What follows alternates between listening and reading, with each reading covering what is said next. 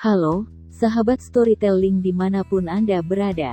Semoga kita senantiasa diberikan kesehatan dan umur panjang pertobatan oleh Allah Subhanahu wa Ta'ala. Amin. Kali ini kami akan membacakan kisah Malik bin Dinar, mengapa dinamakan Malik al-Dinar dan bagaimana kisah pertobatannya. Berikut kisahnya. Kisah-kisah ajaib dan syarat hikmah para wali Allah, dari Tazkiratul Aulia, Fariduddin Attar. Malik bin Dinar. Malik bin Dinar al-Sami adalah putra seorang budak Persia dari Sijistan atau Kabul, dan merupakan murid Hasan al-Basri. Ia dikenal sebagai seorang tradisionis atau ahli hadis terpercaya, meriwayatkan hadis dari pakar-pakar awal seperti Anas bin Malik dan Ibnu Sirin. Ia juga seorang ahli kaligrafi Al-Quran ternama. Ia meninggal sekitar tahun 130 Hijriah atau 748 Masehi. Mengapa dinamakan Malik al-Dinar? Dan kisah pertobatannya. Ketika Malik dilahirkan, ayahnya adalah budak. Sekalipun ia putra seorang budak, ia terlahir bebas dari perbudakan. Konon, suatu waktu, Malik al-Dinar melakukan perjalanan menggunakan kapal.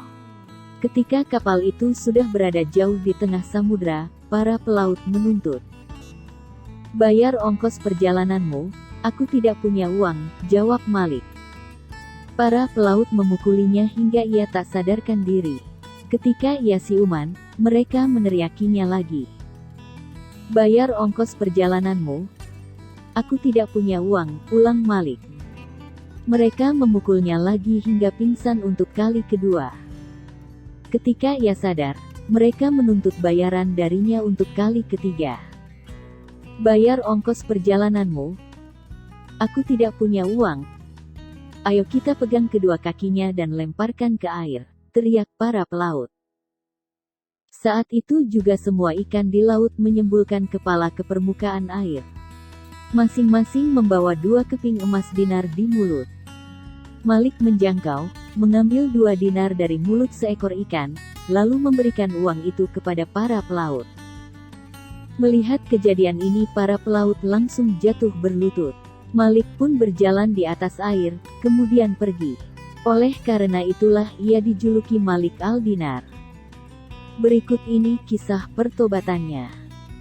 Malik seorang lelaki yang sangat tampan dan kaya raya, dan sangat gemar mengejar hal-hal duniawi. Ia tinggal di Damaskus, tempat Muawiyah membangun masjid sangat besar dan luas. Malik ingin sekali diangkat menjadi pengurus masjid tersebut. Lalu ia pergi dan membentangkan sajadah di sudut masjid, dan terus beribadah di sana selama 1 tahun, berharap bahwa siapapun yang melihatnya akan menemukannya sedang melakukan salat. "Betapa munafiknya kau ini," katanya kepada diri sendiri. 1 tahun pun berlalu dengan cara seperti ini. Pada malam hari ia akan keluar dari masjid dan bersenang-senang. Suatu malam, saat ia sedang menikmati musik dan semua kawannya tertidur, terdengar suara dari kecapi yang sedang dimainkannya. "Malik, mengapa engkau belum juga bertobat?"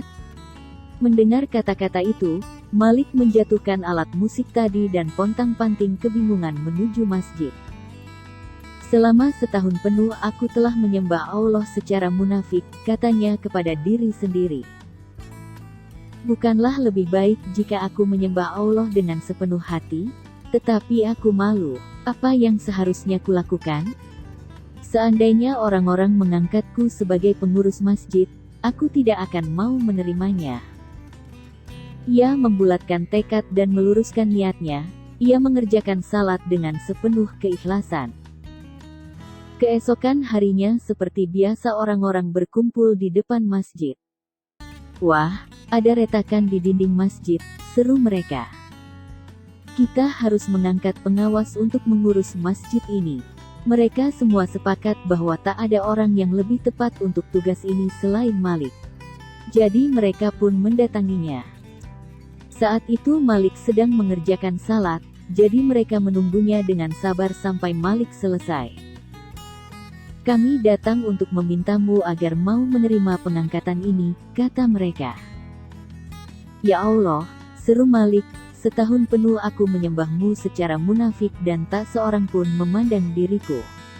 Sekarang setelah aku memberikan seluruh jiwaku kepadamu dan bertekad tidak menginginkan pengangkatan atas diriku, engkau mengirim 20 orang untuk mengalungkan tugas tersebut ke leherku. Demi keagunganmu, aku tidak menginginkannya. Malik berlari meninggalkan masjid itu, kemudian menyibukkan diri beribadah kepada Allah, dan menjalani hidup prihatin serta penuh disiplin. Ia menjadi orang yang sangat dihormati dan saleh, sampai-sampai ketika seorang hartawan kota Basrah meninggal dunia dan meninggalkan seorang putri yang cantik, sang putri mendatangi Sabit al-Bunani untuk memohon pertolongan. Aku ingin menjadi istri Malik, kata putri itu, supaya ia dapat membantuku mematuhi perintah-perintah Allah. Sabit pun menyampaikannya kepada Malik. Aku telah bercerai dengan dunia ini, jawab Malik. Wanita ini milik dunia yang telah kuceraikan. Aku tak dapat menikahinya.